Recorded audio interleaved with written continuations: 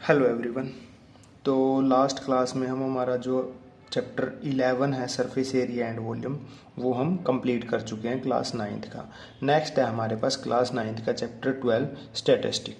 ठीक है, अब इस चैप्टर में बेसिकली हमारे पास क्या है, सबसे पहले हम समझेंगे कि स्टैटिस्टिक होता क्या है, फिर क्या है कि सारी की सारी जो टर्म है रिलेटेड वो सारी समझेंगे, फिर प्रैक्टिस क्वेश्चन और एग्जांपल्स कंप्लीट करेंगे। तो सबसे पहले हमारा स्टैटिस्टिक होता क्या है। स्टैटिस्टिक बेसिकली एक साइंस है, जैसे कि अदर सब्जेक्ट के लिए बोलते हैं statistic is the science of. इसमें क्या करते हैं हम, कलेक्शन करते हैं डाटा की, जो भी हमारे पास होता है डाटा उसके कलेक्ट करते हैं, फिर उसको प्रेजेंट करते हैं और एनालाइज करते हैं और इंटरप्रिटेशन करते हैं। ठीक है, ये क्या होता है अब इस चीज़ को समझें। सबसे पहले लिखते हैं स्टैटिस्टिक इज द, एक second, statistic is the science, statistic is the science of collection, statistic is the science of collection, presentation,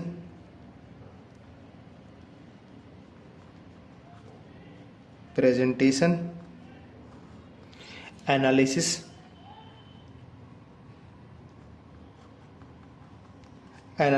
and interpretation,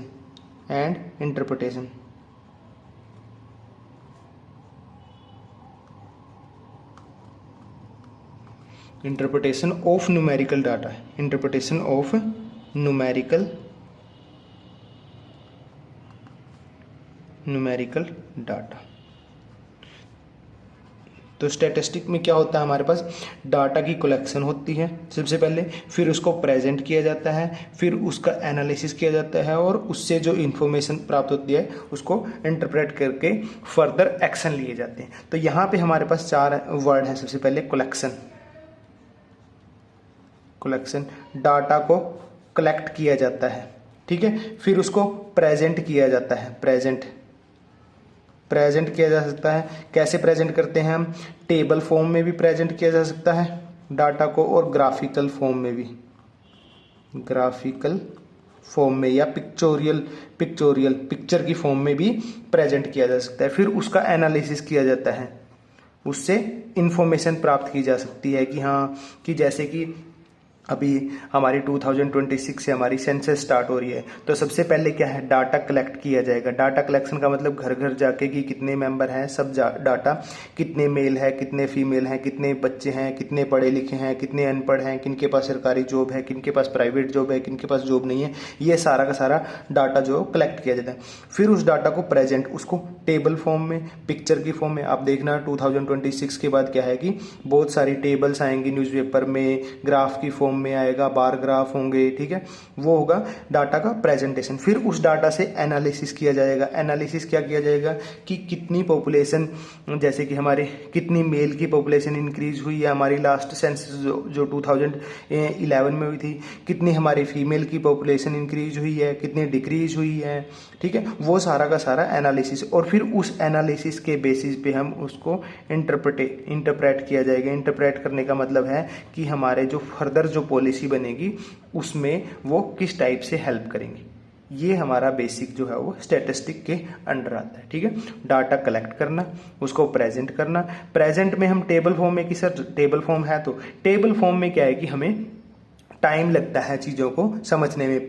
graphical form में आ जाएंगे तो वो जल्दी से दिख जाएंगे। जैसे हम आगे क्वेश्चन करेंगे तो आपको समझ में आएगा कि टेबल और ग्राफिकल फॉर्म में क्या, या पिक्चर फॉर्म में क्या डिफरेंस है, कितना इजीली हम ग्राफिकल या पिक्चर फॉर्म में उसको अंडरस्टैंड कर सकते हैं। ठीक है, फिर उसका एनालिसिस कर सकते हैं। ठीक है, अब यहाँ पे हमारे पास एक टर्म आई है डाटा। बेसिकली डाटा होता क्या है, ठीक है, डाटा होता क्या है, डाटा बेसिकली होती है इंफॉर्मेशन। डाटा बेसिकली क्या है, अगर आपको सिंपल लैंग्वेज में कहें तो ये इन्फॉर्मेशन है। किस चीज़ की इन्फॉर्मेशन, जो भी मान लो आपकी क्लास में टेस्ट हुआ है, ठीक है, उस चीज़ की इन्फॉर्मेशन कि किस बच्चे के कितने मार्क्स आए हैं, क्लास की एवरेज कितनी है, किसने टॉप किया, किसने, वो सारे के सारे इन्फॉर्मेशन जो है वो डाटा होता है। जैसे कि मैं एग्जांपल दूं, अगर आपको एग्जांपल, जैसे कि आपके स्कूल का एग्जांपल लें, class wise student in your school, जैसे फर्स्ट एग्जांपल, जैसे class wise class wise students in your school. जिस स्कूल में आप पढ़ते हो उसमें क्लास वाइज स्टूडेंट को काउंट करना। जैसे कि मान लेते हैं कि 12th क्लास है, उसमें आपके स्कूल में मान लो 100 स्टूडेंट हैं। 11th क्लास है, उसमें आपके स्कूल में मान लो 80 स्टूडेंट हैं।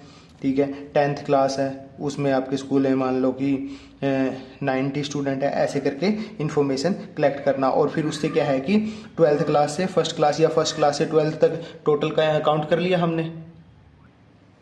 तो ऐसे करके हम जो है वो टोटल स्टूडेंट स्कूल में कितने हैं ये हमारे पास इन्फॉर्मेशन आ जाएगी। ठीक है, इसमें हम फर्दर कर सकते हैं कि जैसे कि हम कर लें कि बॉयज़ और क्लास वाइज बॉयज़ और गर्ल को अलग अलग कर लें।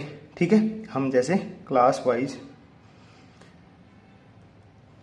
Boys and girls in your school. आपके स्कूल में मान लेते हैं कि जैसे 12th क्लास है, 12th क्लास में कितने बॉयज़ हैं और कितनी गर्ल्स हैं। ऐसे ही 11th क्लास में कितने बॉयज़ हैं कितनी गर्ल्स हैं, उसको कैलकुलेट करके हमारे पास ये डाटा क्या आ जाएगा, अलग से बॉयज़ का डाटा आ जाएगा, अलग से क्लास वाइज गर्ल्स का डाटा आ जाएगा। टोटल क्लब करेंगे तो हमारे पास टोटल डाटा आ जाएगा। ठीक है, तो इस टाइप से डाटा हमारा क्या है, इन्फॉर्मेशन होती है जिसको हम कलेक्ट करते हैं। ठीक है, तो जैसे मैं आपको एक नेक्स्ट पेज पे एग्जांपल देता हूँ कि जैसे इसी चीज़ का कि क्लास वाइज बॉयज़ गर्ल्स और टोटल स्टूडेंट, ये हमारा किसका, ये हमारा फर्स्ट स्टेप होगा कलेक्शन ऑफ डाटा। ठीक है, तो नेक्स्ट पेज पे देखते हैं। जैसे कि हम इंफॉर्मेशन कलेक्ट करते हैं कि क्लास, ठीक है, बॉयज़, नंबर ऑफ बॉयज़ कितने हैं, गर्ल्स कितनी हैं और टोटल स्टूडेंट कितने हो जाएंगे। तो यहाँ पे मान लेते हैं कि हम सबसे पहले 12th क्लास में देखते हैं। 12th क्लास में लेट अस सपोज कि हमारे 20 बॉयज़ हैं और 22 जो है वो गर्ल्स हैं। ठीक है, तो ये टोटल हमारे कितने हो जाएंगे, 42। ऐसे ही 11th क्लास है मान लो हमारे पास, 11th क्लास में मान लेते हैं कि 25 जो है वो बॉयज़ हैं और 21 जो है वो गर्ल्स हैं। टोटल हमारे पास 46 हो जाएंगे। ऐसे ही 10th क्लास में, 10th क्लास में मान लेते हैं हमारे पास कि 18 बॉयज़ हैं और 20 जो है वो गर्ल्स हैं, तो ये टोटल 38 हो जाएगा। ऐसे ही 9th क्लास में मान लेते हैं कि 9th क्लास में हमारे पास 24 बॉयज़ हैं, 26 गर्ल्स हैं, तो ये टोटल हमारे कितने हो जाएंगे, 50 हो जाएगा। ऐसे ही 8th क्लास में सपोज कि 8th क्लास में हमारे पास मान लेते हैं कि 16 बॉयज़ हैं और 14 जो है वो गर्ल्स हैं, टोटल कितना 30 हो जाएगा ये हमारे पास। 7th क्लास में मान लेते हैं कि हमारे पास 28 जो है वो बॉयज़ हैं और 20 जो है वो गर्ल्स हैं। ठीक है, तो ये टोटल हो जाएगा हमारे पास 38। ठीक है, नहीं 48। और 6th क्लास में हम मान लेते हैं कि हमारे पास 30 जो है वो बॉयज़ हैं और 26 जो है वो गर्ल्स हैं, तो ये टोटल हमारे पास 56 हो जाएगा। अगर हम इनका टोटल करेंगे तो ये टोटल करेंगे 13, 17 और ये हो जाएगा हमारे पास 17 और 6 23 और 23 और 8 31 कैरी 3 5 6 7 8 9 10 11 12 13 14 15 16, तो ये हो जाएगा टोटल जो नंबर ऑफ बॉयज़ हैं क्लास 6 से लेके 12th तक के वो 161 आ गए। ऐसे ही अगर हम इनको ऐड करते हैं तो ये 2 3 13 और ये 19 कैरी 1 3 4 5 6 7 8 9 10 11 12 13 14, तो ये आ गया हमारे पास 14। और इनको अगर हम टोटल करते हैं तो यहाँ से हमारे पास 0 16 और 14 30 और 1 31, तो टोटल स्टूडेंट जो है हमारे वो 6th class to 12th class उस स्कूल में हमारे पास ये आ गए। अब ये हमारे पास क्या है, ये हमारे पास कलेक्शन ऑफ डाटा है, collection of data. First step हमारा ये कलेक्शन ऑफ डाटा है। हमने क्या है कि स्कूल का डाटा कलेक्ट किया है क्लास 6 से लेके क्लास 12th तक का। ठीक है, इसमें number of boys, number of girls और टोटल स्टूडेंट। अब हम यहाँ से क्या इन्फॉर्मेशन कलेक्ट कर सकते हैं। ठीक है, अब ये तो था प्रेजेंटेशन, कलेक्शन ऑफ डाटा और प्रेजेंटेशन। प्रेजेंट हमने किसने किया है, टेबल फॉर्म में। प्रेजेंट किसमें किया हमने, ये टेबल फॉर्म में। ठीक है।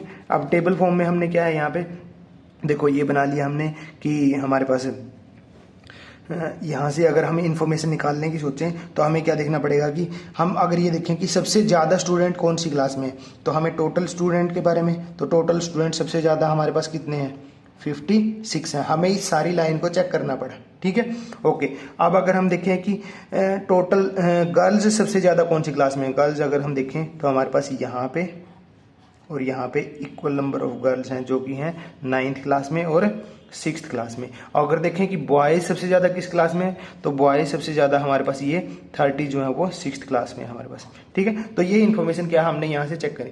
अगर हम इसको पिक्चर की फॉर्म में, ठीक है, जैसे कि हमारे पास आगे आएंगे बार ग्राफ की फॉर्म में, हिस्टोग्राम की फॉर्म में अगर रिप्रेजेंट करते हैं तो हम उसको देख के ही बता सकते हैं, हम उसको देख के ही बता सकते हैं। देख के कैसे बता सकते हैं, बार ग्राफ अगर मैं यहाँ पे आपको बना के दिखाऊं, एक सेकेंड, तो जो हमारी ये इन्फॉर्मेशन है इसको हम ऐसे ग्राफिकल फॉर्म में ऐसे रिप्रेजेंट कर सकते हैं जिसको हम बार ग्राफ बोलते हैं, ठीक है, बार ग्राफ बोलते हैं। यहाँ पे मैंने रेड में जो है वो बॉयज़ 6th क्लास के और ब्लू जो है उसमें 6th क्लास की हमारी गर्ल्स, ऐसे ही 7th क्लास के boys girl, boys girl, boys girl, boys girl, boys girl, boys girl, ऐसे रिप्रेजेंट कर दिया इसमें, ठीक है, बार ग्राफ। ये हम बार ग्राफ कैसे रिप्रेजेंट करते हैं ये आगे एग्जाम्पल में हम समझेंगे।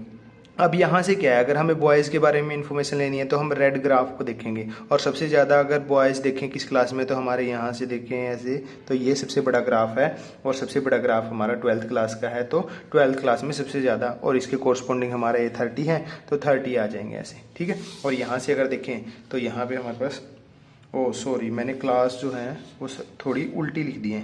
क्लास ये जो है यहाँ पे ये 12th है, सॉरी थोड़ा सा, ये 12th क्लास है, ये 11th क्लास है, ये 10th है, ये 9th है, ये 12th, 11th, 10th, 9th, ये 8th, ये 7th और ये 6th, ये 6th, ये क्लास, क्योंकि डाटा यहाँ पे 12th से है तो इसलिए, ठीक है। तो हमारे सबसे ज़्यादा जो बॉयज़ हैं वो हमारी 6th क्लास में आ जाएंगे। इस प्रकार से हम ग्राफिकल इन्फॉर्मेशन से जो है वो डाटा इजीली एक्सट्रैक्ट कर सकते हैं। इसीलिए क्या है कि फर्दर जो है वो डाटा कलेक्ट किया, पहले डाटा कलेक्ट किया, फिर उसको प्रेजेंट किया। प्रेजेंट टेबल फॉर्म में भी किया जा सकता है, ऐसे ग्राफिकल फॉर्म में भी, फिर आगे हम पढ़ेंगे हिस्टोग्राम, और फिर उसके बाद फ्रीक्वेंसी पॉलीगन, ठीक है। तो वो सारी चीज़ें हम आगे हमारे पढ़ेंगे। तो ये है हमारा डाटा प्रेजेंटेशन की एक टेक्निक जिससे कि हम इजीली विजुअलाइज कर सकते हैं डाटा को। ओके, तो ये आपने समझा यहाँ पे। उसके बाद है हमारे पास ग्राफिकल रिप्रेजेंटेशन ऑफ डाटा, जो हम नेक्स्ट पेज पे देखते हैं। Graphical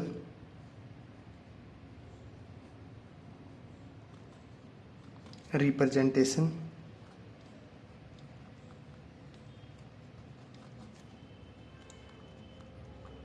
of data, graphical representation of data. अब ग्राफिकल रिप्रेजेंटेशन में हमारे पास जो 9th क्लास में है वो हमने पढ़ना है कि बार ग्राफ, बार ग्राफ्स, सेकंड है हमारे पास हिस्टोग्राम,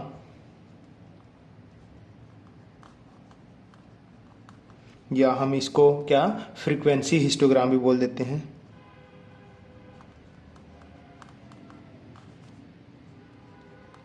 फ्रीक्वेंसी हिस्टोग्राम भी बोल देते हैं। और थर्ड नंबर पे है हमारे पास फ्रीक्वेंसी पॉलीगन,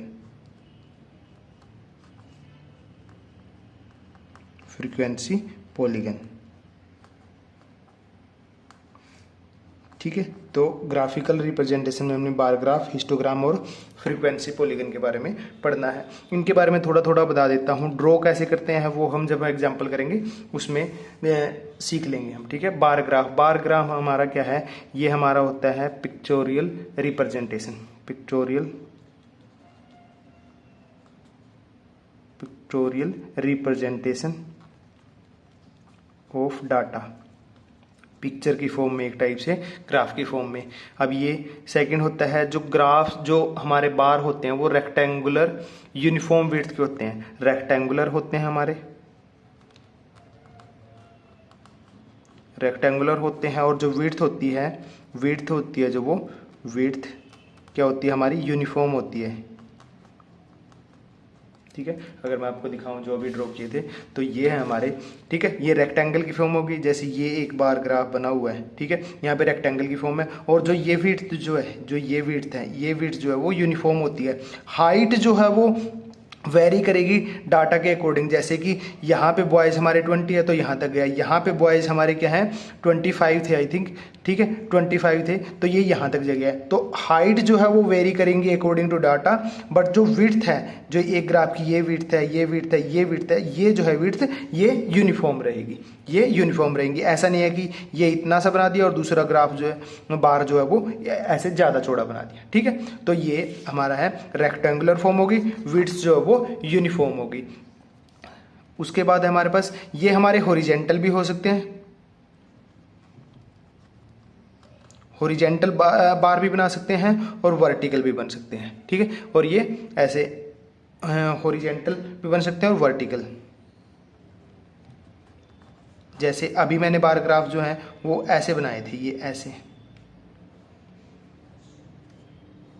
ठीक है, ऐसे बनाए थे, ये हो गए हमारे वर्टिकल। हॉरिजेंटल भी बन सकते हैं हमारे, ऐसे करके हम ऐसे ड्रॉ कर लें डाटा को,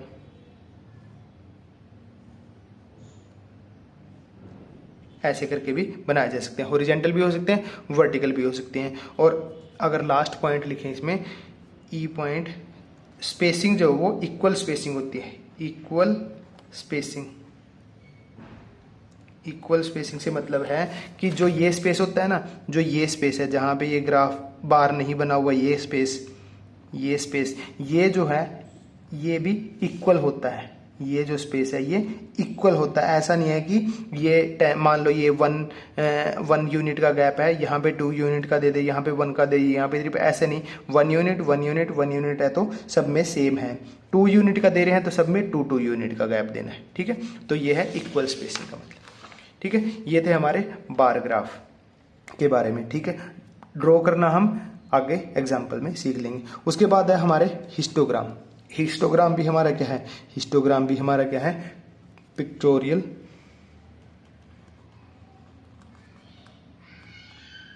या ग्राफिकल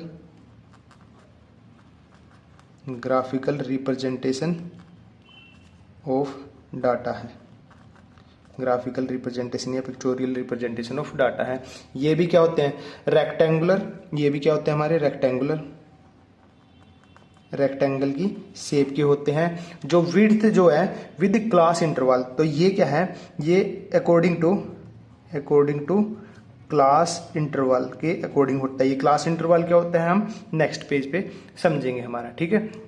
और सी जो है इसमें क्या है कि हिस्टोग्राम के बीच में नो गैप, गैप जो है वो हिस्टोग्राम के बीच में नहीं होता है। No gap between successive rectangle, no gap between successive rectangle. अगर मैं बुक में दिखाऊंगा आपको हिस्टोग्राम, तो ये हमारा कुछ ऐसे होगा,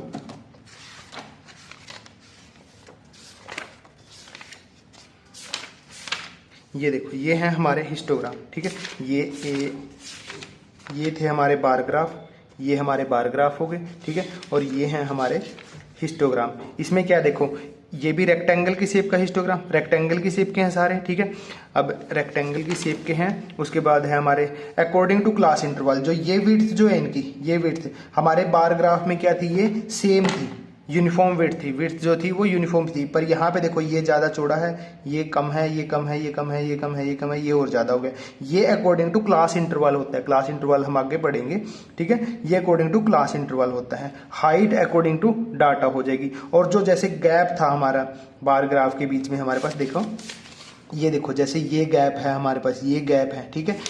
हिस्टोग्राम में इनमें के बीच में कोई गैप नहीं होता है, ये कोई गैप नहीं होता है, ठीक है। तो ये है हमारा हिस्टोग्राम या फ्रीक्वेंसी डिस्ट्रीब्यूशन, ठीक है। उसके बाद है हमारे पास फ्रीक्वेंसी पॉलीगन। फ्रीक्वेंसी पॉलीगन ये भी हमारा एक टाइप से क्या है, ग्राफिकल रिप्रेजेंटेशन ऑफ डाटा है। ये भी हमारा क्या है, ग्राफिकल रिप्रेजेंटेशन ऑफ डाटा है। अब ये ड्रॉ कैसे करते हैं, ये ड्रॉ होता है हमारा कि जो हमने हिस्टोग्राम ड्रॉ किए हैं, जो हमने हिस्टोग्राम, जो हमने हिस्टोग्राम ड्रॉ किया है उसका क्या है, मिड पॉइंट, जो टॉप है हिस्टोग्राम का जो टॉप है उसके जो है मिड पॉइंट को अगर हम ज्वाइन करते हैं, मिड पॉइंट ज्वाइन करते हैं तो हमारे पास जो लाइन बनेगी वो हमारा जो है वो फ्रीक्वेंसी पॉलीगन बन जाता है। जैसे कि अगर मैं ये यहाँ पे दिखाऊं कि ये देखो, जैसे ये हिस्टोग्राम ड्रॉ किया हुआ है, ये हिस्टोग्राम है, इनके देखो ये मिड पॉइंट, ये इन मिड पॉइंट को ज्वाइन किया है, तो जो ये लाइन बन रही है ये हमारी क्या होती है, ये हमारी होती है फ्रीक्वेंसी पॉलीगन। जरूरी नहीं है कि हम हिस्टोग्राम कंप्लीट ड्रॉ करें, हमें ये पता लग जाएगा, क्लास इंटरवल हमें पहले से पता होगा, क्लास इंटरवल का मिड पॉइंट लेंगे और डाटा के अकॉर्डिंग कहाँ तक हाइट जा रही है वो पॉइंट मार्क कर लेंगे, तो हमारा कुछ इस टाइप से दिखेगा। हमें इस टाइप से जो ये लाइन बन रही है इसको बोलते हैं हमारा फ्रीक्वेंसी पॉलीगन। ये हमारा होता है फ्रीक्वेंसी पॉलीगन। ओके, तो ये था हमारा ग्राफिकल रिप्रेजेंटेशन ऑफ डाटा के, कि हम बार ग्राफ से, हिस्टोग्राम से और फ्रीक्वेंसी पॉलीगन के में किस टाइप से डाटा को रिप्रेजेंट करते हैं। ठीक है, उसके बाद थोड़ा और बेसिक समझते हैं हम डाटा के बारे में, जैसे डाटा के type, primary data, secondary data, data हमारा ग्रुप्ड डाटा भी होता है, अनग्रुप्ड डाटा भी होता है, उसके बारे में हम नेक्स्ट पेज पे समझते हैं। ओके, तो नेक्स्ट है हमारे पास डाटा के टाइप्स, डाटा टाइप्स। डाटा हमारा क्या है, प्राइमरी डाटा हो सकता है, primary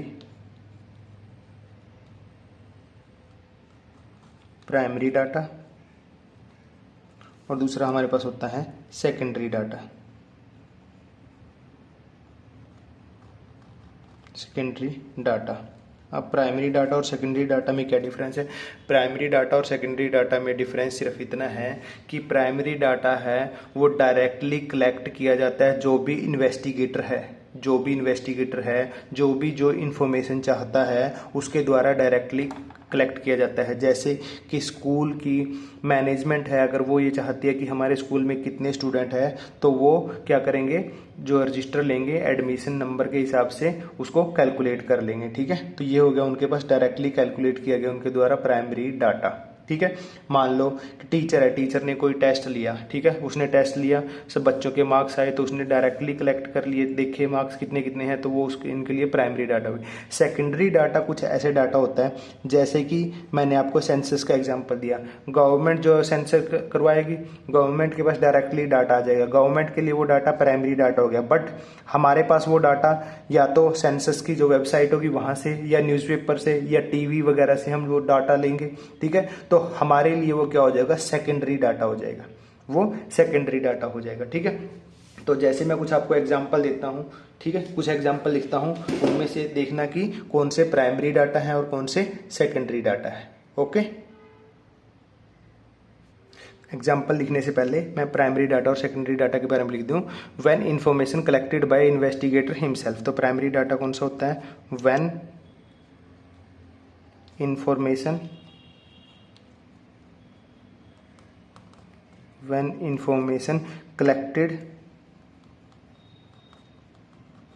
collected by investigator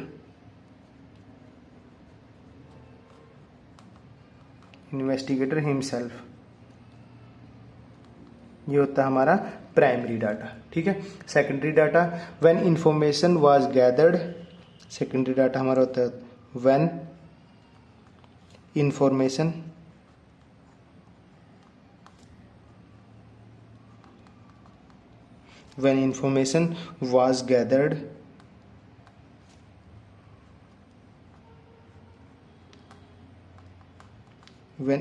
was gathered from other sources, जब दूसरे सोर्सेज से इंफॉर्मेशन गैदर की जाती है तो वो होता है secondary data. For example TV हो गया हमारा, न्यूज़पेपर हो गया हमारा, ठीक है, इनसे अगर इन्फॉर्मेशन ली जाती है तो वो हमारा सेकेंडरी डाटा होता है। जैसे एग्जांपल में अगर लिखें, आपको देखना है कि ये प्राइमरी डाटा है, ये सेकेंडरी डाटा। फर्स्ट एग्जांपल अगर लिखते हैं, जैसे number of student in your class, number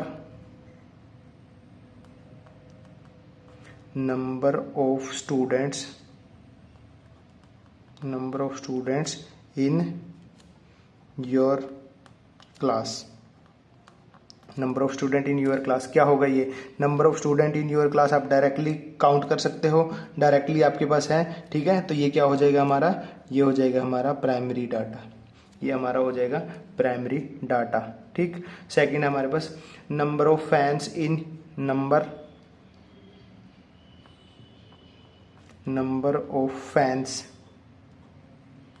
of fans in your school, directly calculate कर सकते हो।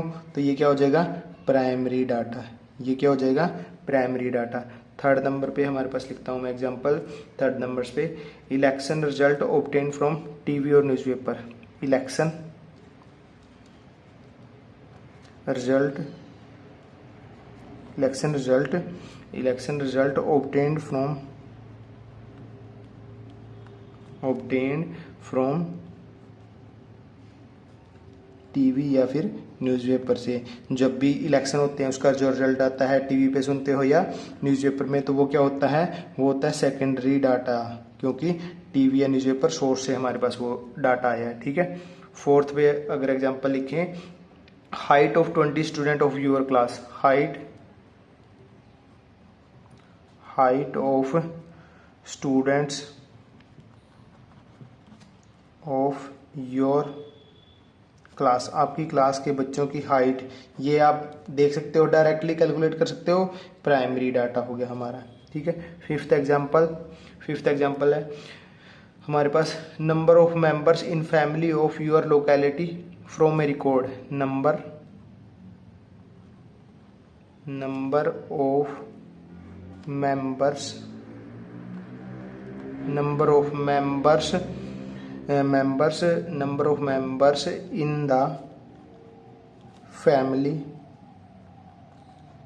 इन द families of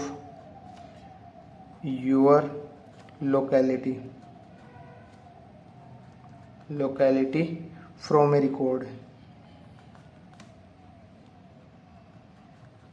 अब ये क्या है, अब यहाँ पे नंबर ऑफ मेंबर, मान लो आपका नेबरहुड है, ठीक है, आपके पड़ोसी हैं, वहाँ पे क्या है कि जो फैमिली है उनकी फैमिली मेंबर कितने कितने हैं, अगर आप वो एक रिकॉर्ड से देख रहे हो, मान लो कोई गवर्नमेंट रिकॉर्ड है, तब तो ये सेकेंडरी डाटा हो जाएगा, तब तो ये क्या हो जाएगा, सेकेंडरी डाटा। अगर आप घर घर जाके कैलकुलेट कर रहे हो कि इसकी फैमिली में 4 मेंबर हैं, इसके 3 मेंबर हैं, इसके 2 मेंबर हैं, तब वो उस केस में वो प्राइमरी डाटा होगा, बट यहाँ पे क्यों फ्रॉम ए रिकॉर्ड लिखा है, तो मतलब कि ये सेकेंडरी डाटा है। तो इस टाइप से आप देख सकते हो कि किसी सोर्स से आ रहा है, यहाँ पे फ्रॉम ए रिकॉर्ड एक सोर्स हो गया, वहां से डाटा लिया जा रहा है, तो सेकेंडरी डाटा है। अगर डायरेक्टली आप मान लो कोई इन्वेस्टिगेटर हो, आप खुद ही डाटा कलेक्ट कर रहे हो, तो वो प्राइमरी डाटा है, ओके।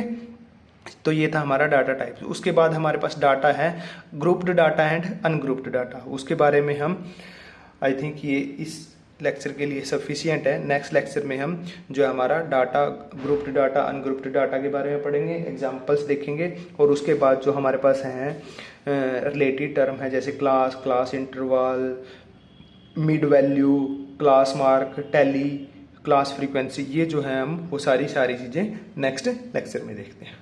Okay, thank you.